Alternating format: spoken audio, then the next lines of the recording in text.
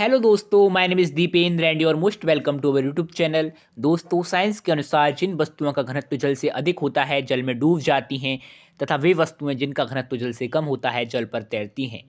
इसके अतिरिक्त सामान्यतः किसी पदार्थ की ठोस अवस्था का घनत्व उसकी द्रव अवस्था के घनत्व से अधिक होता है, लेकिन बर्फ़ के केस में ऐसा नहीं होता है।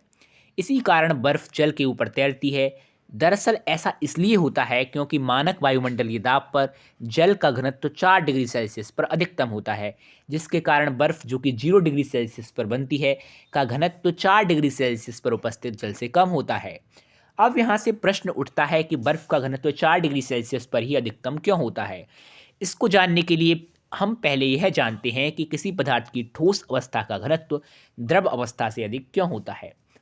दरअसल हम किसी पदार्थ को द्रव से ठोस में परिवर्तित करने के लिए उसे ठंडा करते हैं। जैसे जैसे हम उसे ठंडा करते हैं, उसके कणों की गतिज ऊर्जा धीरे धीरे कम होने लगती है और उसके कण पास पास आने लगते हैं, जिसके कारण उसका घनत्व बढ़ता जाता है और एक निश्चित तापमान पर पहुंचकर हमें उसकी ठोस अवस्था प्राप्त हो जाती है, जिसका घनत्व उसकी द्रव अवस्था से अधिक होता है।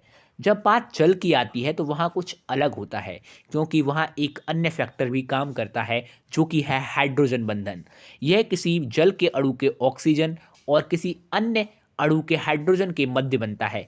ऐसा इसलिए होता है क्योंकि ऑक्सीजन के पास पार्शियल नेगेटिव तथा हाइड्रोजन के पास पार्शियल पॉजिटिव चार्ज होता है, जिसके कारण ये दोनों एक दूसरे को आकर्षित करते हैं और हाइड्रोजन बंध बना लेते हैं। इन हाइड्रोजन बंधों की संख्या तापमान कम करने पर बढ़ती है और इन हाइड्रोजन बंधों की संख्या बढ़ने से जल का घनत्व कम होने लगता है। ऐसा क्यों होता है, चलिए अब यह जानते हैं।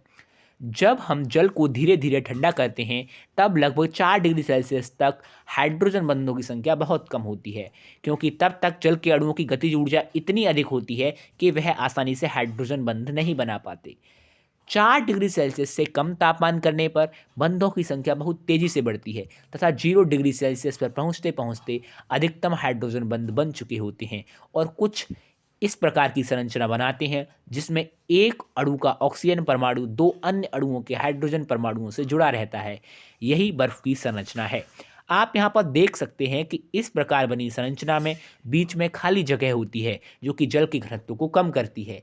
इस प्रकार हमने यहाँ पर दो अलग अलग फैक्टर्स के बारे में जाना, जिनमें से पहला फैक्टर यह है कि तापमान कम करने पर जल के कण पास पास आ जाते हैं और जल का घनत्व बढ़ता जाता है, और दूसरा फैक्टर यह है कि तापमान कम करने पर हाइड्रोजन बंधन के कारण जल के कणों के बीच की खाली जगह बढ़ती है, जिससे कि घनत्व कम होता है।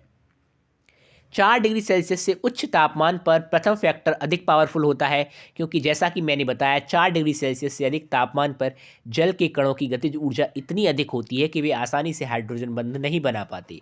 4 डिग्री सेल्सियस पर यह दोनों फैक्टर बराबर हो जाते हैं और 4 डिग्री सेल्सियस से कम तापमान करने पर हाइड्रोजन बंध वाला फैक्टर अधिक मजबूत हो जाता है। इस प्रकार यदि हम जल के तापमान व घनत्व के बीच ग्राफ खींचें, तो हम पाते हैं कि 4 डिग्री सेल्सियस से उच्च तापमान पर प्रथम फैक्टर अधिक मजबूत होने के कारण 4 डिग्री सेल्सियस तक तापमान घटाने पर घनत्व बढ़ता है। 4 डिग्री सेल्सियस से कम तापमान पर हाइड्रोजन बंध वाला दूसरा फैक्टर अधिक मजबूत हो जाता है, जिससे कि तापमान घटाने पर घनत्व घटता है।